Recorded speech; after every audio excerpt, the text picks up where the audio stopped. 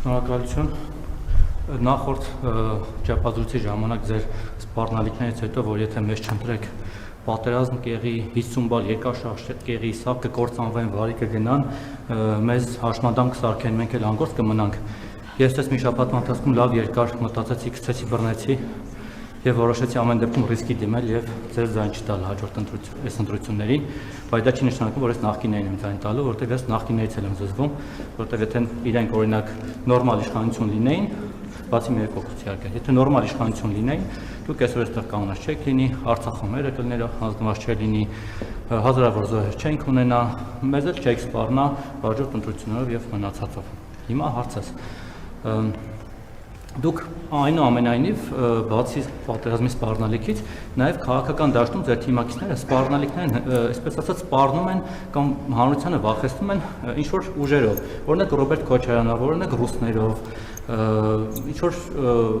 Գյումրի 2 լինելով։ Ինչ կբացատրեք, օրինակ Ռոբերտ Քոչարյանի ինչն է վախենալու կամ նախկինների, ռուսների ինչն է վախենալու, ինչ-որ սպառնալիք են ներկայացրել մեզ, կամ Գյումրի 2-ի քաղաքական, բարոյական կամ իրավական խնդիրը որն է, որովհետև մոտավորապես նույն սցենարով ձեր քաղաքապետ Տիգրան Աբինյանը քաղաքապետ դարձավ ունենալով կարծեմ ընդամենը 9% ձայն։ Եթե չմիանային Դոգի կուսակցությունը, Արամ Զավենիչի կուսակցությունը, ինքը չէր դառնա քաղաքապետ։ Հիմա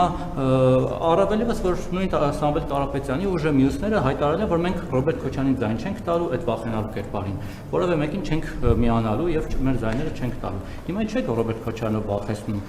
հանրությանն եք վախեցնում, դուք եք վախենում իրանից կամ ռուսներով։ Ես օրինակ չեմ վախենում ոչ Քոչարյանից, ոչ Սարգսյանից, ոչ Արման Թաթվյանից, մաքսիմում են ձեր նախկին նախարար Վաղարշակ Հարությունյանից կարելի է վախենալ, որտեղ ինքը որ գա իշխանություն իրոք վախենալու կլինի։ Մենք ոչ մեկին չենք վախեցնում, մենք մտքեր ենք փոխանակում մեր հանրության հետ։ Ինչ վերաբերում է դուք, ձեր քվեարկությունը գաղտնի է, եւ դուք քվեարկության օրը գիտեմ, թե ում օգտին կքվեարկեք, դուք կքվեարկեք քաղաքացիական պայմանագրի օգտին։ Դուք հիմա այլ բան չեք ասում, որովհետեւ վաղվանից կկտրվի ձեր ֆինանսավորումը։ Իսկ երբ որ չքվեարկեք քաղաքացիական պայմանագրի օգտին, էլի կտրվելու է ձեր ֆինանսավորումը, չեմ սպառնում, որովհետեւ ձեր գործունեությունը դառնալու է անիմաստ, որովհետեւ ձեր նման լրագրող պետք չի լինելու Հայաստանի Հանրապետությունում, ասենք դուք գործազուրկ եք լինելու, դուք չեք կարող, չեմ սպառնում ես, այսինքն դուք դա ինձնից լավ գիտեք, դուք լրագրող եք, գիտեք ինչի եք դուք հիմա աշխատանք ունեք։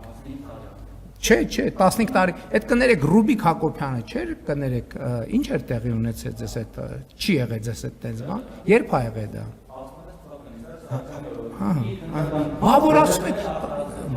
Բավոր ասում եք, այդ ինչ է եղել։ Կներեք ձեր ծնոտին հագցրել էին, այդ էր եղել։ Հա, օքեյ, ուրեմն իրա գլուխը պատին է տվել, բայց որ խոսում եք, այդ որ հերթով գնում եք գրում, իսկ ինչ է եղել։ Դուք ելնում եք այն իրողությունից, որ ոչ մեկ ոչի բան չի հիշում, հա։ Ոչ մեկ ոչի բան չի հիշում։ Էսա հերթով կասեք կգնաք կգրեք, ինչ է եղել։ Ամեն բրիֆինգին կասեմ, ում լրատվամիջոցի հետ ինչ է եղել։ Երկրորդը, դուք հիմա լրագրող եք աշխատում, աշխատանք ունեք, որովհետև ես վարչապետ եմ։ Որովհետև այն մարդիկ, ովքեր ձեզ ֆինանսավորում են, իրանց պետք է դուք, որ գաք ես միկրոֆոնի տակ կանգնեք, ասեն դոշ ծեծելով ասեք, ման, ինչքան վիրավորական, ինչքան կներեք բարոյականության հետ սահմանակցող արտահայտություն, որ դուք կանգնեք, իրանք էլ ասեն, տեսեք ինչ թույլ է, ծնոտին չտվեց։ Բայց ասում եմ, իմ ուժեղությունը ծնոտին տալու մեջ չի, իմ ուժեղությունը լեգիտիմության մեջ է։ Երբ որ ես վարչապետ չլինեմ, դուք 4 ժամ հետո աշխատանք չեք ունենալու։ Ոնց որ 2000 չգիտեմ որ թվին եկել էին առավոտի խմբագրությունում ԱԱՑ-ից եկել էին համակարգիչները հավաքել տարել, որովհետև այդ իրանք էին տվել, պարզվեց համակարգիչները։ Գալու են ձեր հեռախոսը ժամացույցնել են ձեռներից հանելու, որ պահին ես վարչապետ չէ, գոնե գնահատեք։ Դուք չեք հասկանում, որ դրա համար եք աշխատում, որովհետև ձեր մակարդակի լրագրողը հազար ներողություն։ Նախ նորմալ լրատվական դաշտում աշխատանք չի ունենա։ Եվ երկրորդը, ես վարչապետ չլինեմ, դուք ընդհանրապես 4 ժամ հետո աշխատանք չեք ունենալու։ Դուք ֆայլաբազարում գնալու եք կանգնեք, որ օրվա հաց վաստակեք։ Ունեիք ծնոտին ստանում էիք։ Հիմա նախ դուք նախկինում ոչ մի անգամ Հայաստանի ղեկավարի ուղիղ եթերի ժամանակ չեք կանգնել եւ տենց բաներ չեք խոսացել։ Ձեզնից ոչ մեկը ձեզնից եւ չեր էլ կարող խոսալ։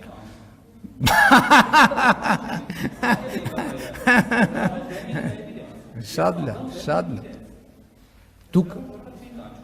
Դուք դեռ երկար լրագրող կաշխատեք, բայց ձեզ խնդրում եմ ձեր մասնագիտական որակների վրա աշխատեք։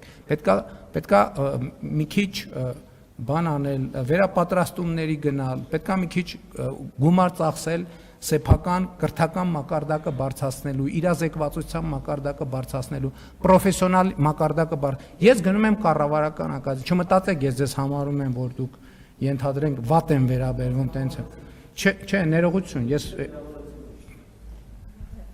ներողություն եմ խնդրում, պարոն Մակարյան, եթե վիրավորեցի, բայց ես դա նկատի չունեմ։ Ես օրինակ գնում եմ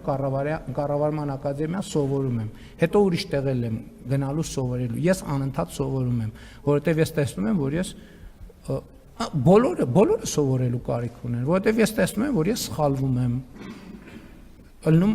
բառից բուն եւ փոխաբերական իմաստով պետք է աշխատենք մեր վրա։